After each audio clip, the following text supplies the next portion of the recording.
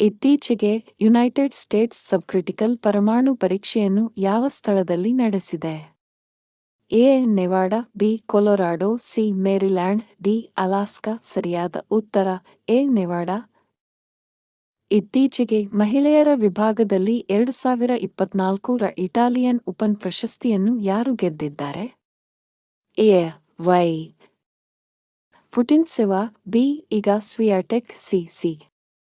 Gough, D. Aryna Sabalenka. ಸರಿಯಾದ ಉತ್ತರ B. Iga Swiatek.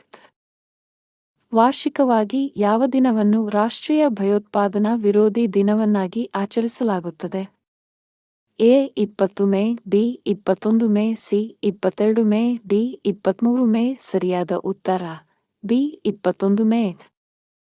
ಇತ್ತೀಚೆಗೆ ಯಾವ ಭಾರತೀಯನು ಮೊದಲ ಭಾರತೀಯ ಬಾಹ್ಯಾಕಾಶ ಪ್ರವಾಸಿಯಾಗುವ ಮೂಲಕ ಇತಿಹಾಸವನ್ನು ಸೃಷ್ಟಿಸಿದನು? A. Ashutosh Sharma, B. Gopi Thotakura, C. Akhilesh Gupta, D. Balaram Bhargava. ಸರಿಯಾದ ಉತ್ತರ ಬಿ. ಗೋಪಿ ತೋಟಕೂರ. ಇತ್ತೀಚೆಗೆ ಸುದ್ದಿಯಲ್ಲಿ ಕಂಡುಬರುವ R21 ಮ್ಯಾಟ್ರಿಕ್ಸ್ ಎನ್ ಲಸಿಕೆಯನ್ನು ಯಾವ ಕಾಯಿಲೆಯ ತಡೆಗಟ್ಟುವಿಕೆಗಾಗಿ ಅಭಿವೃದ್ಧಿಪಡಿಸಲಾಗಿದೆ?